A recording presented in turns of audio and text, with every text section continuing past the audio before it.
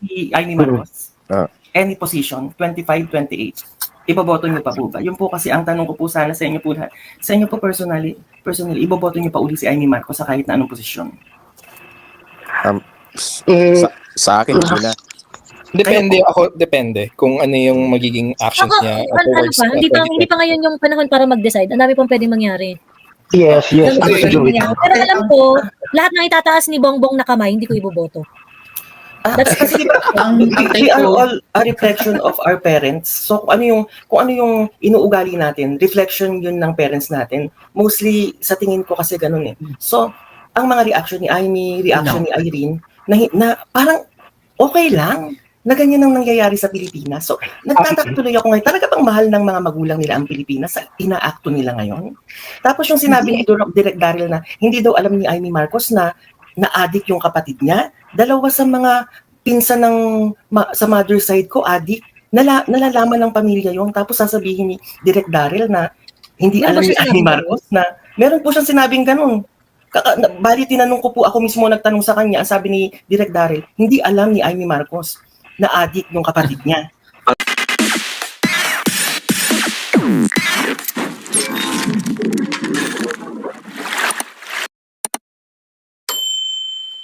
Alam ko meron ko pang ibang gusto sabihin, ZT. Okay.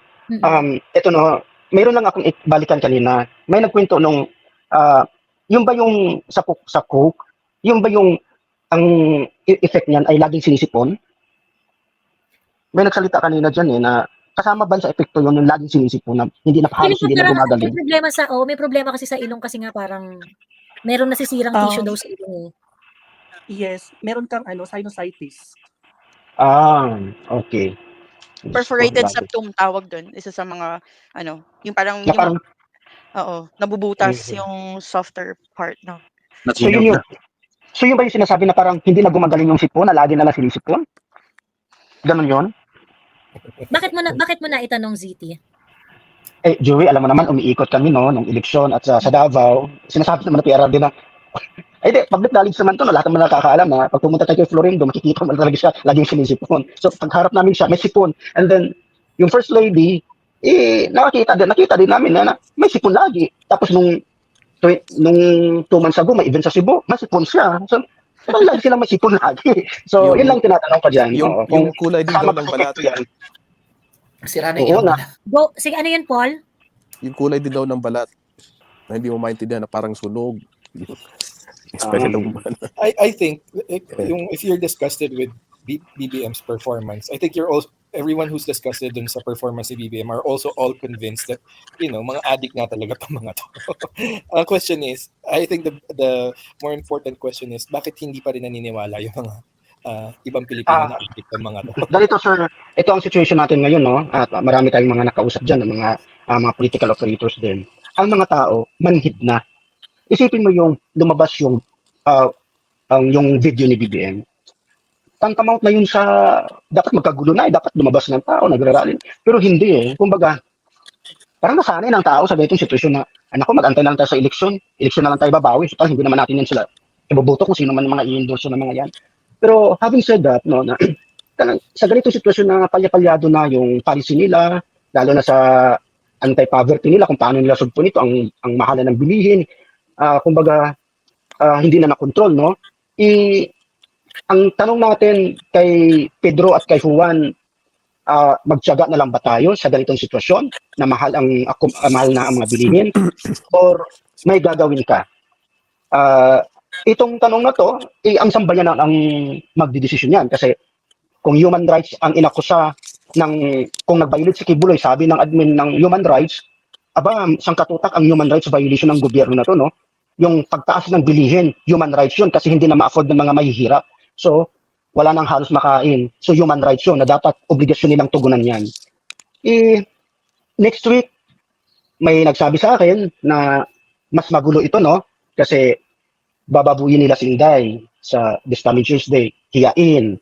Kumbaga, lahat ng gagawin nilang panggigipit sa Kongreso sa budget hearing, gagawin na nila yun. Lalabas sila ngayon kay Inday na issue yung sa, di ba, sabi ni Angara, parang na-discuss daw siya kasi meron daw 1.5 million na items na na nabubulok na tinapay, yung mga ganun-ganon, ineme-ineme, na hindi raw na-account ng maayos, ganyan. So parang sinisisi nila kay Inday. Pagkatapos, meron pa yung mga disallowances na mga sinasabi sa Department of Education. Talaga marami talaga ibabato kay Inday na secretary pa ng DepEd si Inday noon, ganun. Yung sa mga gatas at saka sa mga food and whatnot, actually, those are not observation on Inday. Those are COA observation dun sa mga regional offices. Exactly. Oo, kasi ang bidding naman kasi yan sa food food feeding ay sa mga division level. Doon ang bidding so sila ang dapat ang mananagot diyan, yung mga regional superintendent, mga division heads, sila ang mananagot diyan. Hindi naman talaga kasi binaba nila hindi ang pondo sa mga pagkain. So, dapat maging maingat tayo kung paano tayo mag-share sa mga kapwa natin ay ipapaintindi sa kanila na ito lamang ay pamumulitika. Kino-connect lang lahat ng dots na sa tingin nila makakasira na kay Inday. Pero having said that, mangyayari ito by next week. And ang pagkakalam ko, pagkatapos silang pagtagni-tagniin kung ano man ang pwedeng ibato nila kay Inday, meron na silang binuo ngayon na committee sa House na mag-iimbestiga sa mga misuse na funds doon sa nandoon pa si Inday. I think they're looking for the next big reason to impeach Inday. Kasi alam nila na yung confidential fund masyado nang manipis para gamiting reason for Oo. Kaya nag-create yung 10 million sa books, hindi naman nila pwedeng gamitin. So, they are looking for parang a huge storyline that they can use to impeach Inday. Ayun, nilutuin na nila yun. Ayun, sabi ni Whitney, I have this lingering question that won't go away. This goes for everyone too. Why did Sara agree to be a running mate knowing BBM is involved in drugs as per PRRD? Hinihintay ko pa rin yung explanation ni Inday kung anong nangyari. Pero meron siyang pahapyaw dun sa speech niya dun sa I forgot what event that was. Na sinasabi niya na, I think this was the press con right after the budget hearing where she said na ayoko talagang tumakbo ng presidente. Ang kaso, kaya ako napili tumakbo as vice president is because she wanted to continue yung mga projects sa Mindanao and Visayas. Exactly, yeah. This is what they made promise to Sara during their conversations of convincing we Sara. wouldn't be even having these conversations if those things are happening right now. So sabihin na natin na tawag dito, may anti-China hate na campaign. But if those projects were being continued, I don't think magre-react din ng ganun yung mga tao. If those projects in Visayas are continued tapos yung presyo ng bilihin is actually affordable, we wouldn't have this actual outcry to ask or to request BBM to step down. Okay, mag-interject lang ako ng konti dyan. Nung panahon nung 2021, nung nanligaw sila kay Inday, kami naniniwala kami sa yung mga political operators na nakausap namin nung nag-file ng candidacy, usap-usapan yon hanggat natapos yung filing ng candidacy, usap-usapan yon na hindi alam ni Inday yung tungkol kay BBM, tungkol sa drugs. Yun, doon kami naniwala. Lumabas lang yon nung nag-speech na si PRRD, nung sinasabi niya na may presidente tayong kandidato ng presidente na bangag, na lulong sa cocaine. Pero hindi man niya pinangalanan. And then, lumabas nung lumabas ng statement ni PRRD, lahat sila nag-drug test na, si Inday, si BBM, nagda-drug test na sila. Okay. Nandoon na tayo sa situation na yun. Pinandigan ni Inday na, okay, tatakbo ako as vice president mo. Hindi na magbabago yon. Dito na tayo in the platform of unity and continuity. So, yung mga sinasabi ni BBM sa lahat ng rally, ito ang sinasabi niya, pinupuri niya, sinasamba niya si Duterte na magaling, ito ang mga nagawa niya, susunod kami, i-continue namin yung mga project na nasimulan niya. So, naniniwala sa Inday, nabilog, blah, blah, blah, blah, blah, and then, nanalo. Ngayon, nagbago na ang takbo ng politika kasi ayaw na nga nila umalis sa pwesto. Lahat ng gagawin nila, sisira na si Inday para lang masira at magkakaroon ng tsansa na mag-i-impeach nila si Inday. Now, the question is, sino ngayon ang papalit kay Inday? Ngayon, ano ang magiging scenario dyan, Ms. Joy? Yun ang itatanong ko sa iyo. Kung hahayaan ba ni Inday, kung hahayaan ba natin ito na from House of Representatives, gugulong ang impeachment, aabot sa Senado, hindi papayag ang Malacanang dyan na hindi nila makonvict si Inday. Manliligaw sila, mangako sila ng pundo sa Senado na ito, i-convict nyo, kailangan natin ng majority kasi 2/3 votes, ibig sabihin 8 votes, 8 votes ang kailangan kunin ni Inday to acquit. Pero, magkipagsapalaran ba sa dyan? Or mag-resign na lang siya. Kasi kung hayaan natin gugulong ang impeachment sa Senate, ang ibig sabihin noon, perpetual disqualification, kahit barangay captain, hindi na siya pwedeng tumakbo. So, maparilisa ang kanyang, maputol ang kanyang political career. Kung tutuloy ang impeachment, kung magre-resign siya sa House of Representatives pa lang, sa upon impeachment inquiry. So, pwede siyang tumakbo by 2025, na-save ang kanyang political career, hindi naputol. So, ano ang win-win solution dito? Makipagsapalaran ba sa boto na makuha ng mga senador na ma-acquit si Inday? Or if not, sa House of Representatives pa lang, mag-resign na siya para maisalba ang political career niya na makapagtakbo pa siya. Kasi kung convicted siya sa impeachment, perpetual disqualification of holding public office, kahit barangay captain, hindi siya pwedeng tumakbo. Wala. Halos Hindi sige, may Hello? padagdag lang kasi inaantok na. Go po. Okay, sige. Yeah, balik ako dun sa kung bakit na nagtatanong tayo, bakit yung tao ayaw react dun sa mga nangyayari, especially yung cocaine video, ayaw pong mag-react. Kasi ang binanggit ko na to, at alam naman natin na to, yung information war, overwhelming, hawak ng nasa poder. So, kasi kung nakikita natin, alam natin yung katotohanan, nakikita natin yung channeling, nandito tayo sa katotohanan, nakikita natin. Majority ng Pilipino, iba. Doon sila nakafocus sa spawn feed, at kung meron mang vlogger silang sinusundan yung mga trolls na sa kabila. So, wala silang kamali-malay, kaya ayaw nilang mag-react. Mostly, iba yung reaction nila, na si Inday ang kontrabida, gano'n. So, ang information war, wala tayo dito. Kaya, yun. Hindi umuusad yung hinihingi nating lumabas kayo dyan, suportahan. Hindi. So, ganun. Well, sir, meron din kasi mga factors dyan, no? May mga factors din kung bakit hindi lumabas ang tao. Siguro, yung makinarya, kailangan mo kasi may makinarya dyan. Alam ni Joey kung ano mga makinarya na yan kung kailangan lumabas ang tao. No? Pagkain, budget, transpo, lahat ng pag-organize, kailangan mo ng pondo dyan. Pero, kasi doon magsimula, may nabasa akong komento ng isang writer na dati, nung panahon ni Iraq nung na-impeach, lahat may assignment. Si Arroyo, kinausap ang mga sundalo. Si First Gentleman, siya ang in charge sa transportation. Hinakot ang mga tao sa Pampanga, Bulacan, sa kanya ang mga buses. Tapos may kamag-anak si Arroyo na nakipag-usap sa simbahan. So, yun, kumbaga, may kanya-kanyang trabaho. Paano nabuo yung EDSA People Power 2? Ngayon, ano ang nabuo ngayon? Meron bang may nakatuka ba sa simbahan? May nakatuka ba sa military? May nakatuka ba sa mga politiko na pwedeng kausapin na bumaliktad? May nakatuka ba sa transportation, sa ganito? Sa tingin ko, yan ang wala sa ngayon. No? Ang lahat ng tao ngayon, nakafocus lang doon sa information na sinasabi ngayon sa KOJC. Kasi lahat ng attention natin nakafocus lang doon kung ano man ang human rights violation na ginawa ng mga PNP. Hindi natin masabi na baka ito'y ginawa ng administration para mapagtakpan kung ano man ang mga pagkukulang nila at saka yung drug issue ni BBM. Kasi tingnan mo talaga nung nangyari sa Davao, nakafocus lahat doon eh. Nawala na yung, hindi naman napag-usapan yung sa drugs, sa hair follicle test na demand, and kung ano man ang mga nangyari nung baha-baha. Parang, kasi ang meron tayo ngayong platform na pinanood ay ang platform ng media na nanggaling sa SMNI. So, tayo, siguro nasa atin pa kung paano pa ito palawigin, no? Nasa atin. Hindi lang tayo dapat mag-rely sa SMN kasi talagang nakafocus sila doon sa KOJC sa Davao. Pero ito'y, alam ko, sinadya yun eh. Kasi saan ka naman nakita 3,000 na police papadala mo doon? Overkill ang situation para lang ma-divert yung issue. Hindi na mapag-usapan tong pag-demand ng hair follicle test, yung drug issues ni BBM. Even ito mga baha na nangyari sa NCR, parang maning-mani na lang eh. Wala nang reaction eh. Kasi parang, yun nga, yung platform na sinusundan natin ay ang platform ng SMNI, ang nakikita mo doon, puro na lang nandoon. So, kailangan, siguro, ang iba pa mga vloggers, no, mag-concentrate pa sa iba pang aspeto na nandito pa na dapat natin pag-uusapan. Kasi yan ang mahalaga eh, si Cathy Binag na wala na. Hindi na napag-usapan, no? Kung ano-ano pang hindi pa napag-usapan. Yung kay Martin Rovantes. Pero kasi parang we're just repeating history. Imagine, where are we dun sa Janet Napoles case, right? I mean, sige, I'd say I'm a Duterte supporter, but I'm also the pessimistic type who's looking forward kung ano yung mas strategic in the future.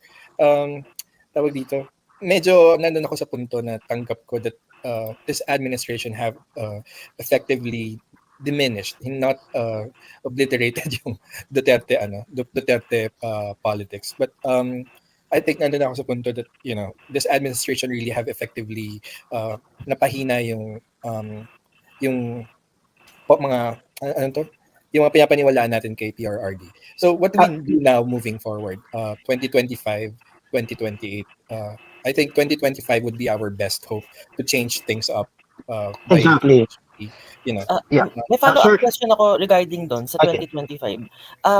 Halimbawa si Amy Marcos ba iboboto niyo pa rin sa 2025 and 2028 either senator, Wag na. vice or president? Wag. Wag na. Sir, madam, kanya-kanyang judgment call sa atin yan, no? Merong diyang silent, merong yes or no. Pero Kayo po. Meron lang akong ikaklaro, no, nung sinasabi ni Sir kanina na na-diminished yung kung anong paniniwala sa mga Duterte. Sir, wag natin kalimutan na majority pa rin ang mga taong nadismaya sa administration na to, majority pa rin ang mga taong nabudol sa administration na to, nagalit sa administration na to. Merong umaasa na sana magbabago pero hindi napagbigyan. No, ito lahat ay nag-accumulate, nagsama-sama. So hindi lang ito makalabas kasi siguro merong mga sariling mga desisyon ng mga tao na hindi nalabas sa kalye. Pero sa kanila, Zeti. sila ang Zeti. Si Amy Marcos. Ah. Any position, 25, 28. Iboboto niyo pa po ba? Yun po kasi ang tanong ko po sana sa inyo po lahat. Sa inyo po personally, iboboto niyo pa uli si Amy Marcos sa kahit na anong posisyon? Sa akin, hindi na. Depende kung ano yung magiging actions niya towards Hindi pa ngayon yung panahon para mag-decide. Ang dami pang pwedeng mangyari. Yes, absolutely. Pero alam ko, lahat ng itataas ni Bongbong na kamay, hindi ko iboboto. That's kasi ang we take are ko, all a reflection of our parents. So kung ano yung inuugali natin, reflection yun ng parents natin. Mostly sa tingin ko kasi ganun eh. So ang mga reaction ni Amy, reaction ni Irene na parang okay lang na ganyan ang nangyayari sa Pilipinas. So nagtataka-tuloy ako ngayon, talaga bang mahal ng mga magulang nila ang Pilipinas sa inaakto nila ngayon? Tapos yung sinabi ni Direk Daryl na hindi daw alam ni Amy Marcos na na-addict yung kapatid niya. Dalawa sa mga pinsan sa mother side ko, addict. Nalalaman ng pamilya yon. Tapos sasabihin ni Direk Daryl na hindi alam ni Amy Marcos na meron po siyang sinabing ganun. Bali tinanong ko po, ako mismo nagtanong sa kanya, ang sabi ni Direk Daryl, hindi alam ni Amy Marcos na addict yung kapatid niya. Parang may nasabi nga. May nasabi siyang ganun. Pwede kong hanapin, pwede kong i-play. Baka si Daryl ang dadik doon. Kasi kailangan sabihin ni Direk Daryl, ano ba siya kailangan i-disclose niya na PR siya ni Amy Marcos. At lahat ng sasabihin, wala siyang sasabihin na ikakasama ni Amy Marcos. Hindi ko rin alam, Jimmy. Baka nabuto lang din siya. Pero underemployment ba siya ni Amy Marcos? I mean, may natatanggap siya for a certain fee? Ma'am, meron kasi tayong sinasabing maaaring naniniwala lang si Daryl Yap sa pagiging totoo ni Amy na magkakaibigan sila ni Inday. So, yun lang siguro yung pinaniniwala na okay naman sila sa Inday, wala naman silang problema. Kung kumbinsihin niya tayo na hindi alam ng kapatid niya na addict yung, hindi alam ni Amy Marcos na addict yung kapatid niya. Is he convincing everyone na Wait lang. no, I don't think Pwede so. ko pong hanapin yung sagot niya sa tanong. Nasa live po. Nasa live yun. po. Ako naman, Pwede ko po kahit abutin ako ng isang buwan, sinabi niya po talaga yun. Ako naman, ang take ko dyan, yung leader na in-expect natin na papalit kay BBM, Sarah, is that person, right? If she's not parang calling out Amy Marcos to speak out, then bakit natin pe-pressurein si Daryl Yap to speak out kung yung si Sarah is not? Yun lang yung point. Sir, Actually, ito lang, simple lang yun sa akin. Sa totoo lang, hindi mo mapipilit ang mga tao magsalita kung ayaw nila magsalita. Pero Exactly. ako, meron akong mga considerations. So, ang consideration ko sa election, basta tinaas ni Bongbong Marcos yung kamay, hindi ko na iboboto yan. That's for sure. Pangalawa, yung opinion ng mga Duterte sa kung sino man ang gusto nila na iboto, that's going to have a heavy weight sa magiging decision ko kung sino iboboto ko. Ganun lang kasimple. Ang sa akin kasi kung ayaw nyo iboto dahil sa mga ganito, edi okay, huwag nyo iboto. That's very true, Joy. Ako ang take ko din. There's no point na na parang na panggigilan yung, alam mo yun, yung who supports who? Yeah. Oo, who supports who, ganyan. Kasi parang, are we going to know for sure? Exactly. Ako Joy, ang take ko sa mga nangyayari ngayon, kasi parang, it's everyone against Sarah. So, parang everyone is really unmasking themselves unconsciously, if I may say. So, I think this is really, what's happening right now is really a blessing somehow because tayo as a Filipino, nakikita na natin kung anong klase mga tao ang tatakbo for the next coming elections. But it's too soon to tell who we will be choosing. So, I think the situation is also giving us an advantage on how, on what would be the result of the upcoming elections for 2025 and 2028. Ang reason why maybe Filipinos are not really reacting anymore in the situations because I think pagod na tayo. And then, I think during the time, nung kay Erap, wala pa kasing social media. I think it also adds to the fact that majority of the Filipino are already consumed by social media doing other stuff and hindi na makakonsentrate sa mga nangyayari sa bansa natin or not even paying attention to everything. For them and for us, it's just getting through the day na ang importante, mabuhay ako for this day and may makakain ako regardless. Bahala sila maglabo-labo sa Senado, sa Congress. Basta ako, meron akong maipapakain sa pamilya ko. I think that's the most important thing for everybody now. I would just like to add bakit hindi siya nagiging EDSA like the Marcos and ang nangyari dun sa Marcos Sr. Probably because nung nanalo kasi yung dalawa si Marcos at si Duterte. Tapos nung nagkabatuhan na ng putik, parang walang nag-react other than the supporters of the Marcoses and the Duterte supporters. So parang yung mga naka-standby, ay awayan ng mga awayan ng dalawang kampo lang to. Yung parang ganun yung parang initial na setting. Ang masaklap, yung mga taong grabe kumastigo kay BBM before, yung mga nagsasabing bangag and all that, tahimik sila. Yung ina-expect mo na sila yung numero uno na magsasabi, o di ba sabi nga namin sa inyo, bangag yan, nung lumabas yung video, wala, tahimik sila. And the mainstream media are silent, even when Cathy Binag was revealed, ni isang Cathy Binag na mention sa media wala. And I think the only moment na binalita lang yung video was very, very short. Hindi siya, yun lang pinakita lang ng folder na AI, yun lang. Other than that, wala na. So, ang mga tao, parang hindi siguro na-convince and nakikita lang yung away ng dalawang nananalo yan. No, ma'am. Mag-interject lang ako dyan. Hindi naman, mayroon din kasing nag-aantay lang ang tao ng eleksyon kasi parang pagod na nga, may nagsabi nga kanina, pagod na ang tao, ang importante lang may makain ng pamilya sa 3 beses isang araw. Yan lang ang focus. Pero yung sabihin mo ng na-diminished, yung kung ano man ang paniniwala natin, hindi ako naniniwala dyan, ma'am, kasi araw-araw nararamdaman ng tao yung hirap ng buhay. Exactly. Na walang ginawa ang gobyerno. So parang may katapusan din ang lahat Pag sinabi, eleksyon na lang to, bahala. No. Kasi ngayon wala ka na magagawa kasi ang media, sabi na nila nabusala ng pera, no? Lahat ng ang pag-asa na lang natin na kinukuha natin ng mga information at pag makapagsalita tayo, pasalamat tayo kay Joey, pinakya tayo, na ihayag natin kung anong meron tayo. Sa ibang vloggers, meron tayong napagkukunan ng info. Doon tayo na lang nagkakaroon ng awareness, no? Kasi sa media wala na tayong mapapala. Pero araw-araw naramdaman ng tao ng hirap. So pag lumabas ang tao, bibili, nararamdaman ng tao 'yon. At alam ng tao kung ano ang nangyayari ngayon. May bangag na presidente, alam ng tao 'yan, pagod lang ang tao. At believe me, 2025 may magbabago diyan. Sa 2028 may magbabago diyan. Kasi personally ako, gusto kong pumunta sa Liwasang Bundok kasi ang layo ko. Hindi ako makapag-participate, no? So merong mga ganung instances na nagtitimpi na lang tayo Nagtitimpi kasi yun lang ang kaya natin gawin, ang magtimpi sa ngayon kasi wala naman tayong magagawa ngayon na extra consequence na makatalsik natin. Wala tayong kakayahan sa ngayon, no? Maliban lang okay.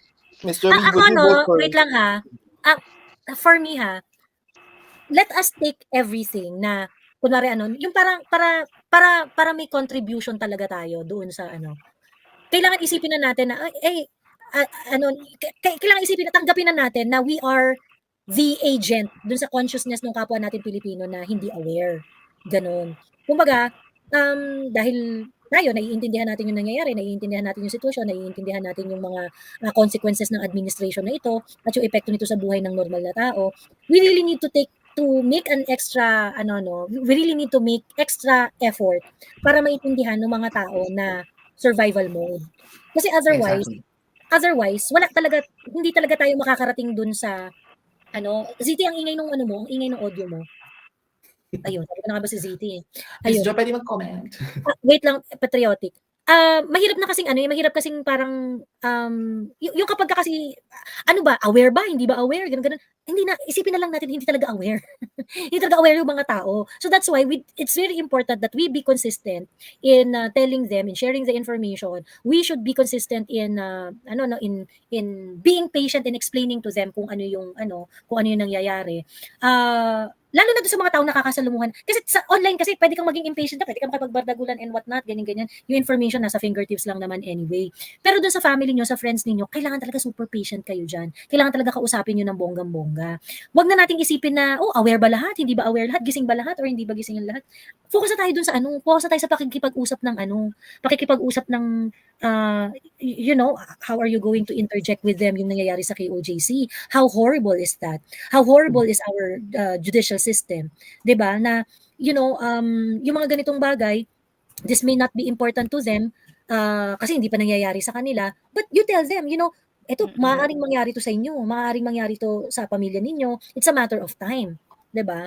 Tingin ko mas importante kung i-focus natin yung energy doon sa pagpapakalat ng impormasyon kaysa whether or not isipin natin kung handa ba ang tao o hindi. Kasi you don't really know, this battle can last maybe for 2-3 more generations, but if we're going to parang consume ourselves doon sa pag-isip whether gising na ba ang tao or hindi. Well, hindi yan magigising kung hindi natin gigisingin. So let us focus on how are we going to how we're going to wake them up.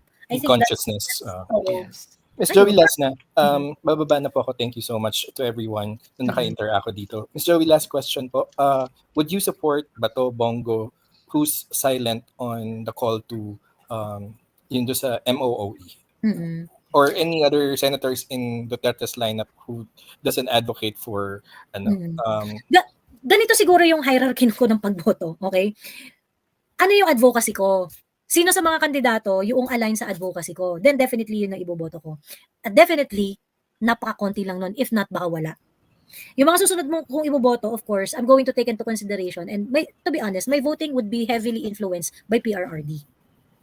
That's the truth. That's the truth. My voting preferences would be heavily influenced by PRRD. So yun yung dalawang yun na pinaka-importante. Ngayon, kasi parang pagka sinabi mo na, iboboto mo ba yan kahit hindi yan aligned dun sa advocacy ko, ganyan. It's actually there is a very, very high probability that no candidate would be aligned with the MOOE. Call natin sa Sa totoo lang. Baka nga yan baka sa totoo lang, baka nga walang mga kandidato na i-pick up yan bilang advocacy nila But if there would be someone who's going to pick it up and yun yung magiging tagline nila sa election, then definitely my vote is for that person. But for senators, you have 12 people, 12 warm body that you need to put in that list.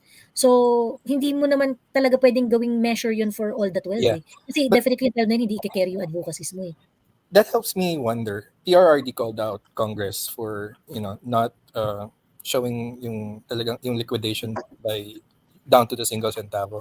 Hindi ko pa rin maisip kung bakit quiet dyan sina Bato, sina Senator Bongo.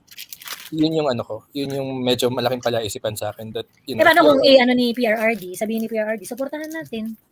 'Di ba? Correct. Yun yung medyo parang kahit pa medyo hindi ako happy sa performance ni Bongo or ni Senator Bato, as I wish they even if hindi ako ganun ka-satisfied sa performance nila, kaso kung yun yung best shot natin for overall change. Yun na diba, po. Thank you. Oo. Parang sa totoo lang hindi yan yung parang yun yung problema sa election. Wala kang option masyado. Wala kang option masyado. Ayun lang. Anyway, ayan ang tawag dito. Hello JL. Hi Miss Joey. Thank you. Go, ano pong gusto mong i-share? Ayun, well, regarding dyan sa yun nga, yung last na race ni Cass. The MOOE, I think it would take a massive amount of effort for that to happen. Yung talagang, yung mape-pressure. Kasi aminin natin, hindi naman, gaya ng nasabi natin, yung awareness, kulang. Marami naman tao, wala rin pakialam sa ganyan. Lalo na yung mga hindi nakakaalam. Kailangan natin ng presidente na yung mismong presidente ang yung tawag dito, sa mismo mag-spearhead ng ganong movement na magkakaroon ng batas na merong taga-busisi, yung mga nagbubusisi ng budget. So halimbawa, may presidenteng yun talaga yung advocacy at platform niya. So kasi karaniwan naman influence ng president ang Congress at Senate. So kung yung platform niya, bababa siya ang mga hindi sasangayon. Kasi parang, bakit ayaw mo? Diba? So yun, talagang it takes a lot of political will to, para maisa katuparan na talaga. Which is actually ang tagal na process, unfair, na talagang walang bumubusisi sa mga budget ng taga-busisi ng budget, 'di ba? Kumbaga, Revolutionary government ang mangyayari dyan, boss. oo, or a president who has a will kasi pag well, yun yung nakikita ko, at least na may chance. Kasi kailangan magmula yan sa pinakamakapangyarihang nasa posisyon eh. Tapos yung mga aligned niya, pwedeng sumunod sa kanya. Kung talagang, pero ano nga, napaka-idealistic sa ngayon. Tapos in terms naman dun sa issue na narinig ko na yung nagdi-diminish yung ano ba, yung parang sa mga Duterte ba? Na ano. Actually, mas bumilib nga ako ngayon kay Digong. Kasi isa ako sa hindi naniwala sa kanya na ina-advocate niya dati na, hindi naman ina-advocate. Yung wina-warningan na tayo na wag yan.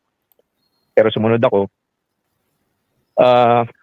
well, kasi wala namang choice nun. Tapos siya yung ini-endorse ni VP Sara noong time na yun. So, naboto ko rin siya. Pero yun na nga, may mga pronouncements na rin sa PRRD nung election na wag yan. At weak leader yan and gumagamit yan. Bukod pa sa gumagamit, weak leader. Which is, kung come to think of it, kung ngayon mo marirealize, tama nga siya all along. Yun nga, yung wina-warning niya sa atin. And now, etong nakukuha natin. Parang sa kanya siguro, hindi lang din niya masisi yung anak niya. Ito yung nangyari, di ba? So, Hard to believe po na yung sinasabi ni ZT na nalaman ni hindi alam ni Sara all along, yun lang yung nagsabi din si PRD. Parang napakahirap parang paniwalaan yun na hindi mo alam yun na with all the intel that you have sa Davao. Pero yun nga nandun din kasi sila Amy. Feeling ko hindi nga kasi siya niluluka sa problem. Kasi nga, okay. maraming ang cocaine addict na high functioning. yeah. Hindi, pero kasi president po kasi yung kuan niya, pinapartneran niya magiging president. So meron na siyang bias noon. Paano siya makakagawa ng batas na huhuli sa mga kuan, siya mismo user siya. Parang ganun po ba? Parang for sure si Sara, if she knows that talaga, for sure hindi siya makikipag-partner. Pero what were the negotiations or deal? Kasi sabi rin ni Sara sabi niya in the right forum, ang mga reasons niya is personal, trabaho, at saka para sa bayan. Yung mga na hindi na checklist, kumbaga isa sa mga reasons bakit siya nag-resign, diba? Na it's sa bayan may nagawa si BBM na yung sa pinag-usapan siguro nila, hindi nagawa ni BBM. Personal na pinangako ni BBM, for sure merong hindi nagawa na naman. At saka sa trabaho, sa DepEd, may hindi rin inaprubahan or pinayagan si BBM or whatever. Pinagtulungan nila kaya can't wait for Sara to spill all the beans. Kailan kaya yun? At saka saan forum yung sinasabi niya? Maybe sa election or something. Hintay na lang natin. I think isa din yun sa napag-usapan nila before na if you're doing that, then stop. If kaya siguro napapayag din si VP Sara. Nangyari, hindi din pala. Kung nag-stop lang siguro noong time ng eleksyon, paano pa nga ng drug test na negative But then again.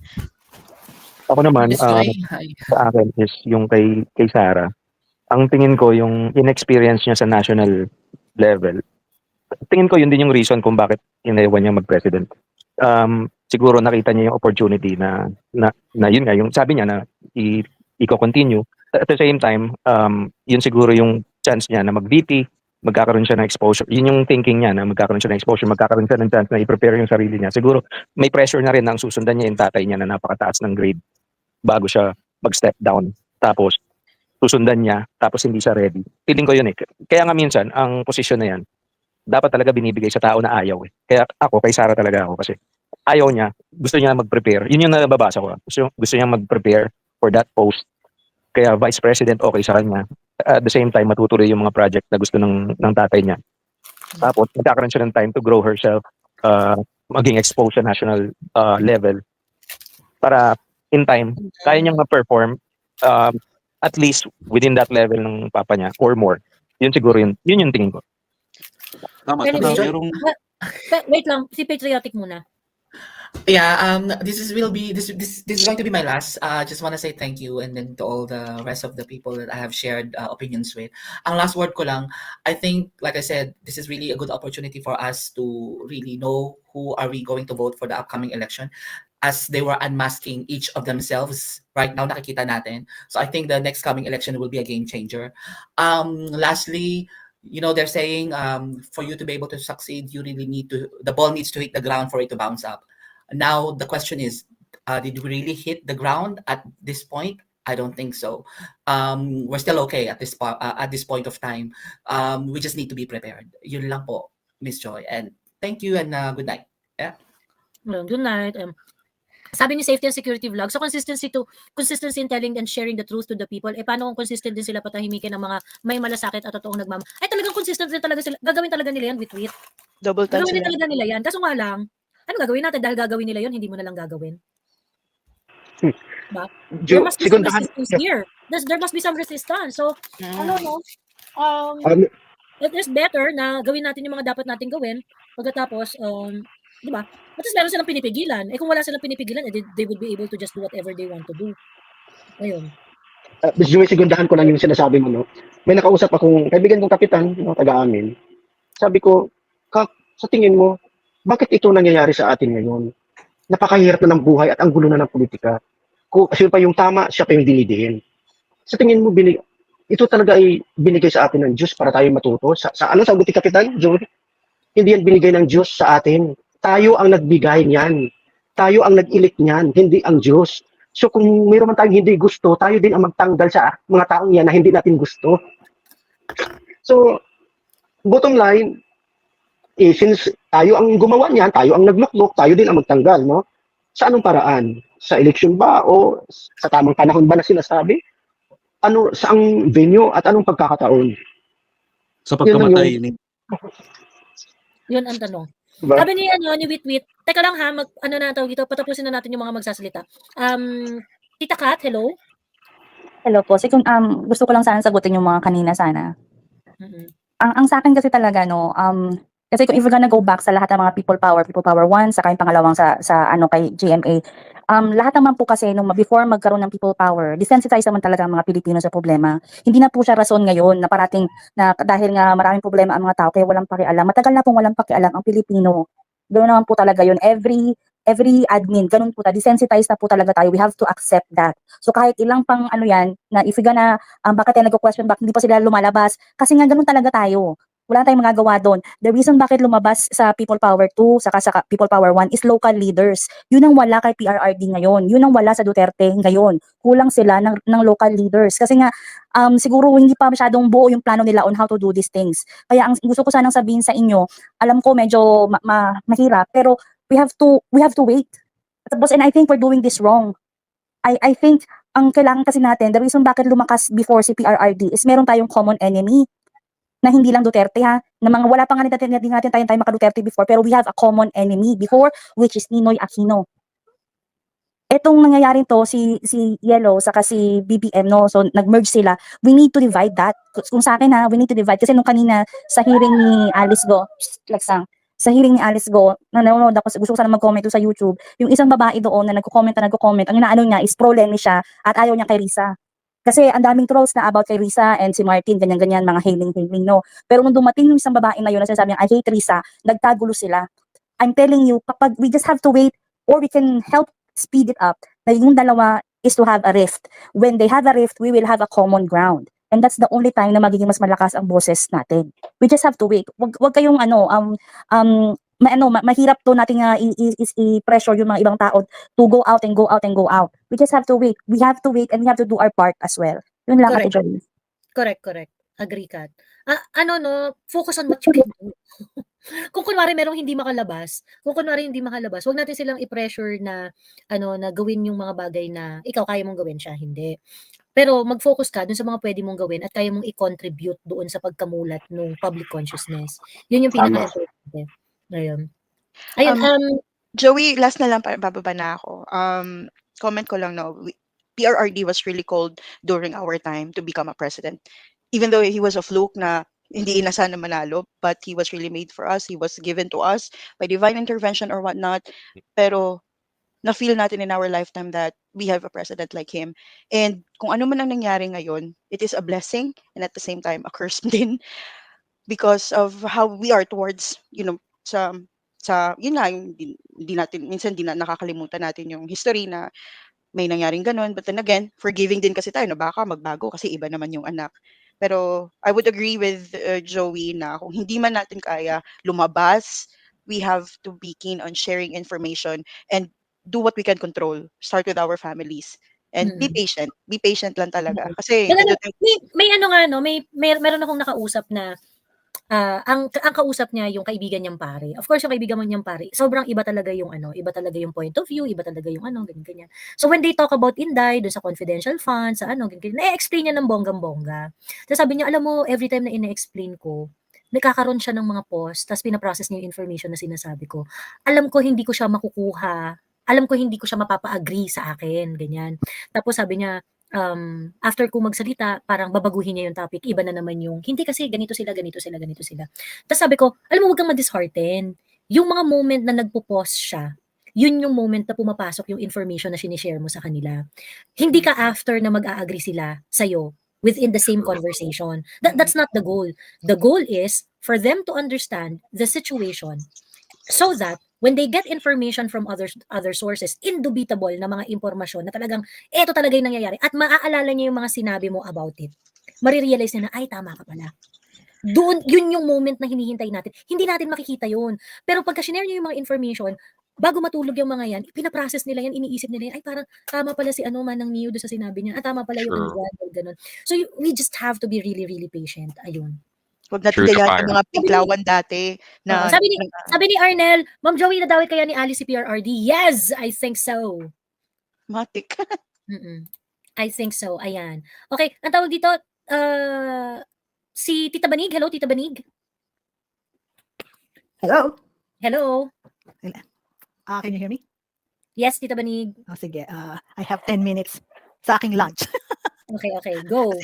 Sige, sorry, medyo in and out ako a while ago. So, bigyan lang ako ng comment doon sa regarding yung, whether si Sara ba, alam niya ba or hindi. I think it really doesn't matter now. I think what really happened is that siguro naisip niya ako, if I were in her position, naisip ko is that, well, he was doing well, quote unquote, well, when he was a congressman at saka senator, 'di ba? Iba naman, 'di ba? Yun naman isa nating pinagbasehan na. He was doing okay when he was there. Alam niya yung values niya, alam niya yung kung ano yung gusto niya. And then maybe that's one of the consideration. Second, at saka siguro inassure din siya ni Amy na, if everything goes well, I will be there, kumbaga. Because I'm pretty sure isa naman siya din sa malaking factor kung bakit the junior was doing well or okay when he was yung mas mababa yung kanyang position na right now wala na yung mga taong nakapaligid sa kanya. That's why it's all a mess. I think that's yun lang naisip ko. And then at saka diba meron siya kasi si Bongbong parang ang bait naman niya pagkausap mo, diba? Parang meron siyang a certain kind of a charm. I don't know. Mukhang na parang ang bait niya. And lastly, and yung isang we greatly underestimated yung kademonyohan yung asawa niya. We didn't know that there was a Lisa Marcos who can do this much damage. And I'm sure siya talaga yung utak nitong lahat na to. And that's we didn't know that na ganun kagrabe. Yun ang naisip ko. And then meron kasi nagsabi kanina na yung sa pagboto natin is that tayo ang ang mga bumoto ang naging dahilan kung bakit, and that it's not really God. But actually ang alam ko dyan is that and pardon me po dun sa mga non-believers, ito lang yung alam ko, that God said that He is the one who established governments, and there is a reason why we are in here. Sana nagdadasal talaga ako regarding dito sa sitwasyon natin sa Pilipinas, and I'm just saying, you know what, God, I don't really know what's on your mind, but I trust your wisdom, and I know your wisdom is sovereign. We may not be seeing it right now, but at the end of the tunnel, we will see kung bakit. And ang naisip ko is the reason why is one of them is right now exposed na yung yellow. And I'm sure meron ng crack sa kanilang mga followers na there is something wrong with them. And then, of course, nasira yung myth regarding the Marcoses that, kasi ang paniniwala natin, di ba, ang dami natin, lalo na yung mga talagang mga loyalists, and they're parang minsan, parang almost godly na yung tingin nila kay Marcos dun sa senior. So, right now, meron na in-expose na yung dalawa. And because there was a Duterte factor, we're able to see there is a difference between the three of them. Nasa niya yung Duterte. And now we know kung sino ang talagang gusto ng mga tao. It's just a matter of time. And I don't know how it's gonna pan out. And hopefully, hindi naman siya abutin ng 30 years. But I really believe also sa sinabi ni Sas, kailangan talaga natin ng tunay na revolution para makilala natin ang ating mga sarili. Malaman natin kung ano yung gusto natin. And then that's where the real change will start. Yun lang po. Yeah.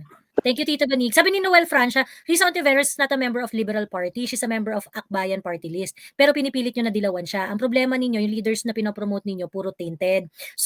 Unang-una, Noel Francia, hindi nyo kasi mag-gets yung dilawan. It is beyond party line, okay? Yes. Si Risa Ontiveros, nakipag-coalition siya sa Liberal Party. Sabihin na natin na technically hindi siya liberal, so hindi siya quote-unquote yellow. Sabihin na natin na ganun. But she practices the same bullshit politics that Liberal Party, yung mga traditional yellows are doing. Yes. Tito Ontiveros is going to partner up with someone kahit hindi naman niya talaga kaparehas ng prinsipyo. Mahilig sa tactical alliance to si Risa Ontiveros. Wala siyang prinsipyo, Noel Francia. Ngayon yung sinasabi mo, ang problema niyo, yung leaders na pinopromote niyo, puro tainted. Hindi kami naghahanap ng Virgin Mary na politiko, Noel Francia. Kaya nga gusto namin si PRRD eh. Kasi alam niya kung ano yung mga mali niya, inaamin niya, alam niya hindi siya perfect, pero alam rin namin na puro yung intention niya na magsilbi sa bayan. That's the standard of politics that we want to have in the country. Ganon. Yung mga ganyan kasi puro tainted, puro ano ganyan. Ano ba hinahanap mo? Naghanap ka ba ng Virgin Mary sa politics? Kasi hindi mo kami naghahanap ng Virgin Mary sa politics. Ang hinahanap lang namin, leader na nakakapag-deliver sa pangangailangan ng taong bayan. Yun yung hinahanap ko. Hindi ako naghahanap ng Virgin Mary, hindi ako naghahanap ng And at the same time, Joey, Liberal Party gave birth to the Akbayan Party List. Itong si Noel Francia, ito yung isa sa classic example ng mga taong hindi naiintindihan ang what is liberal, what is conservative. He is very liberal. Liberal is yellow. Kahit ibang party list pa yan, yellow pa rin yan because they share the same values. Ang daming tangang tao. That's the thing. Anyway, marami pong salamat. Ako po ay listening mode na lang po ulit. Thank you. Thank you again, Joey. Thank you, Tita Banig. Hi, Damien. Hi, Joey. So yeah, my heart goes to the people na nag-explain ng matagal, and at the same time nababagot na parang wala silang nakukuhang, response from the people or especially sa family nila. Alam, di ba nasabi ko nga to sa'yo, Joey, na that's really my advocacy to really educate people, and you better start with yourself. You then mag-expand ka dun sa family mo and sa mga taong nakakasalamuha mo, and that's the only thing and that's the bestest thing that you can actually do. Now, doon naman sa hinahanap natin na revolution, it will really be hard. It will really be hard na yung lalabas tayo lang, na walang laman ang utak natin kung ano ba talaga yung gusto natin. And at the same time na parang lalabas lang tayo kasi may isang common enemy tayo na isang Marcos. And at the same time, after the Dutertes, magbo-vote na naman tayo ng kagaya ni na Marcos. Parang blinded pa rin yung generation natin and the generation that will come after us. It will be so hard if you're just really trying to change the narrative of the story of this generation. That's okay. Maybe I will agree to that, pero half-hearted ako. I would still go for that real change talaga, Joey, na parang yung alam ng apo natin kung ano talagang pinaglalaban natin, hindi lang napatalsik yung Marcos, pero the kind of politics that person is campaigning and the people before him, or the reason why those people or tayo kapag mag-uusap yung mga apo natin na that's the same exact reason na bakit lumabas sina dad, sina lolo sa karsada, dahil dyan and ayaw na nating maulit niyan kasi kung parati lang tayong lalabas 20 years or 30 years from now, there will be another revolution na naman, or there will be another EDSA na naman, and it will never end. There will be another Quiboloy, there will be another Eli Soriano, there will be more, and who knows who pa. And yung sa akin lang, Joe, is huwag kayong matakot na mag-speak up sa family members nyo. Even na kasi yung nakikita ko rin yung or nafe-feel ko rin yung frustrations ng iba na parang nakakapagod naman kasi dinadaan nyo kasi sila sa sa emosyon lahat. Lahat na lang na pag-uusap nyo dinadaan nyo sa emosyon, and that's the reason why it's tiring. It's not really bearing fruit. Begin it with something that they can relate first, especially sa mga taong nababaha ngayon. Kasi pag sinasabi mo talaga ngayon, Joey, na si BBM is nagko-cocaine, wala naman siya masyadong effect. Kasi pag sinasabi mo nga sa mga kapitbahay mong, "Uy, alam niyo bang si BBM nagko-cocaine, blah blah blah, may video ako." Wala silang pakikiber. Like to hell I care lang. Pero if you will try to string the topic with topics that they can relate, especially yung bigas, especially the thing that they're experiencing, the kahit sinasabi ng gobyerno na bumababa yung ng unemployment rate, tapos yung husband niya walang trabaho, tapos the next household is getting the ayuda. Isn't that unfair? The middle class is really paying for those ayuda and they're not getting any portion of it. doon mo sila umpisahan, pero wag mong daanin lahat sa emosyon. Dahan-dahan nga lang kasi yung mami ko nga 'di ba sabi ko Joey na for the Ito, it took me so long time. It took me 2 years to explain to her what's really going on because she's totally blinded. And at the same time, yun, papatulog na siya around 3 a.m. I don't know if natulog ba talaga siya or nakanap or I don't know. So ano lang, I was working, I was entertaining a client and she texted me. Sabi niya na, alam mo dong, kabaw ka dong na I was thinking heavy of it and it's so hard for me to accept that I was wrong. And nabudol ako. Sabi niya, maybe it has something to do with my ego or pride na ayaw ko lang mag-concede na I'm defeated with your arguments. And at the same time, coming pa mismo sa anak ko, maybe you're right. I will give you benefit of the doubt. And tomorrow, let's talk again. And let's talk again. But this time, with people that I know that's also willing to listen to your ideas or willing to listen to your insights. Doon, Joey, nag-boom talaga yung discussion namin na nagiging everyday na parang kahit na nung hatian ng lupa. Sabi ko sa iyo, di ba? Hatian na ng lupa. Instead na nagbubunutan sila kung sino yung makakatanggap ng lot A at lot B. Yung topic namin, Joey, background kayo sa sa meeting nila, kayo ni Sas. Kasi nagme-make sense na sa kanila kasi yung mga tita nyo or mga kakilala nyo ayaw na talaga yung mga ideas nyo ngayon kasi hindi yan yung pressing issues na hinaharap nila sa buhay ngayon. Yung hinaharap nila sa buhay ngayon is paano at saan sila kukuha ng pangkain. Pero if you can actually talk about if you can actually encourage other people then na nakakilala nila na parang nag-share kayo ng same thought or idea and no one's contradicting who, doon, Joey, nagbo-boom yung mga kahit yung mga pamangkin nila, mga bata pa, hindi pa to mga botante. Yun, nagto-talk na sila and we're gladly educating them that hey, this is what's really happening. We're not promoting the Duterte, we're not promoting these candidates or these politicians, but we're just promoting the Duterte kind of leadership, not the person alone, but the brand that he's representing, the kind of leadership that he is in way back 2016, and that's something na nagustuhan ko talaga ngayon kasi parang nagko-compare na and going to the street is easy pero making the cost last for more generations to come, that's the goal, that's the ultimate goal, and that's the kind of cause that I'm also in. So yeah, just keep on fighting. Thank you, Damien. Ayan, pakinggan nyo yun pakinggan nyo yung sinabi ni Damien. Ayan, hello Mindanao. Baba na ako, Joey, ha? Sige. Oy, thank you for dropping by. Bye. Bye-bye. Ayan, hello. Hello, Mindanao. Hello, madam. Kamusta yung background? Maingay ba? Okay lang. Okay lang. And, salamat, for the time that you share, especially in this platform. And the reason why umakyat ako kasi, nabahala din ako doon sa Ayuda, Kineme. And I'm from Davao, and I've seen it, they are already spreading the forms with IDs and pirmahan. And, I just, kumbaga, it's so shocking to me bakit kailangan nila ng social media and it's like invading privacy, especially with what you believe, and it should not be like that. And that's why I'm very thankful because you have this platform, because I started this sharing with my people here, and it should not be like that because regardless of what your political views are, it doesn't matter kasi nga kanya-kanya tayo ng opinion about politika. And to end this, Madam, I would just like to ask a question. Mayor Baste actually joins PDP Laban. So, what are your thoughts about that? Will he run for a national position, or your point of view is appreciated? Oo, yung natawag dito, senatorial is very very possible, 'di ba? Yeah, Kasi meron na siyang national party ganyan. Alam mo si Baste kasi siya parang he can definitely do whatever he wants to do in politics.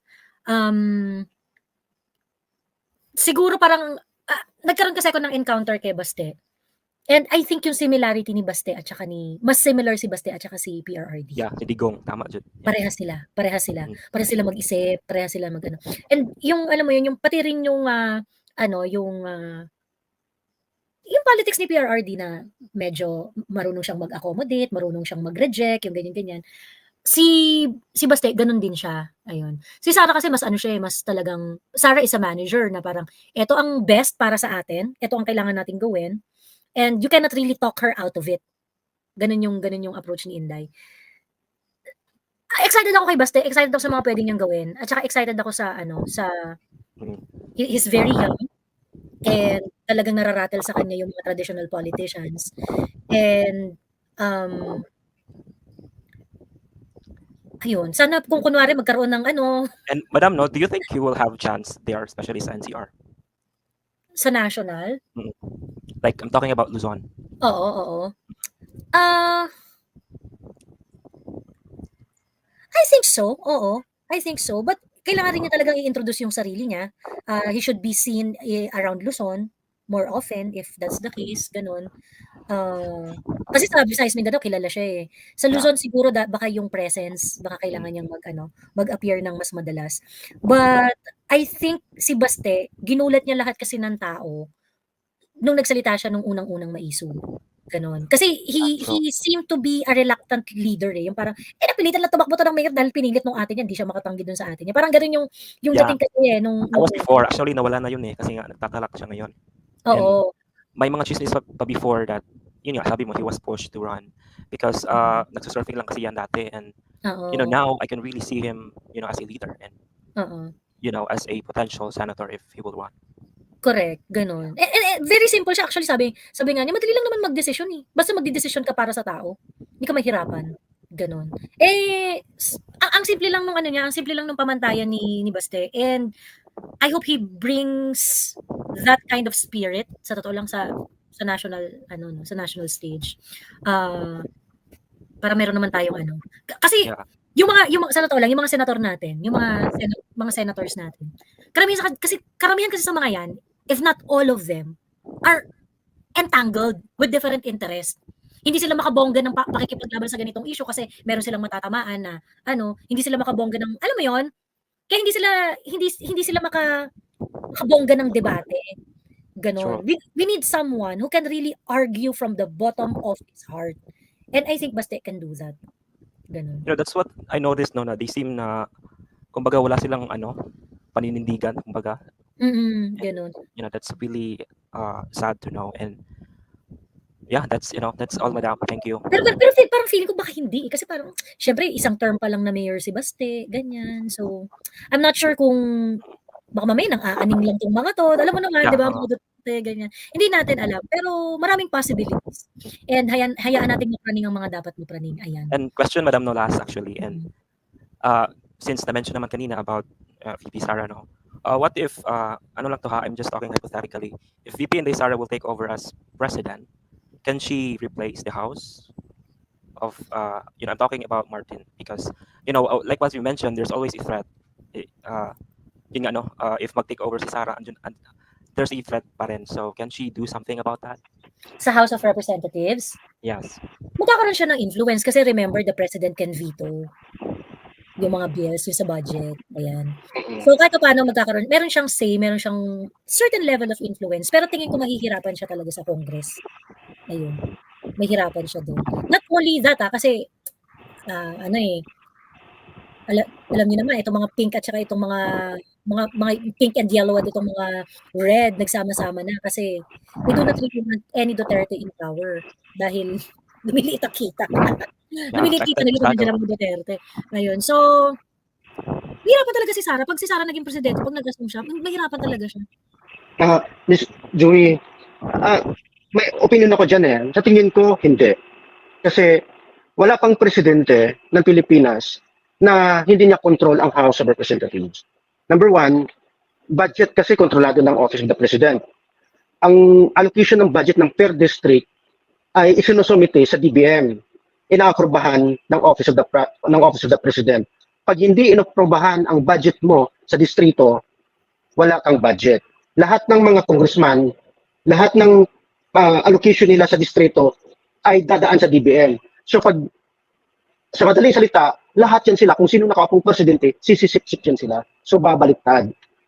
Yung power sila sa... Pero I don't think yung urge nila to ang sinabi ko naman kanina, definitely meron certain level of influence yung presidente kasi nag-veto yan ng batas, meron veto power yan eh. So pagdating sa budget, kaya rin niyang i-veto yung mga line items na hindi niya trip or whatever. So that would foster certain level of control sa House of Representatives or even do sa Congress, sa Senate, ganun. However, even if let's say magbaliktaran sila for the sake of it, hindi naman din matatapos yung challenge ni Ziti, ang ingay ng background mo.